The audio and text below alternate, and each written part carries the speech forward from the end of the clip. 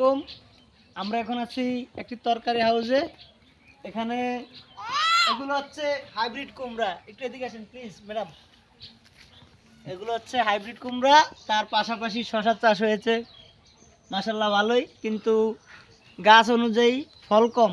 শশা আরও বেশি দরকার ছিল, কুমড়ো বেশি দরকার ছিল, কিন্তু ওই পরিমাণ হয়নি, মাত্র কুমড়া কম।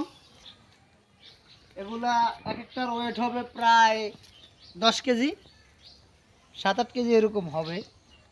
আসবে, তুমি কি বলো? ধরো কুমড়োটা ধরো। হ্যাঁ, ছিল না, 7-8 কেজি। আচ্ছা আসো।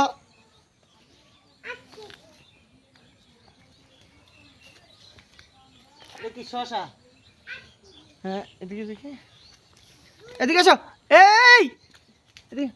এই যে এই শশা, এগুলা প্রায় একটা 1 কেজির উপরে হবে, 1-1.5 কেজি। এগুলা রান্না করে খায়।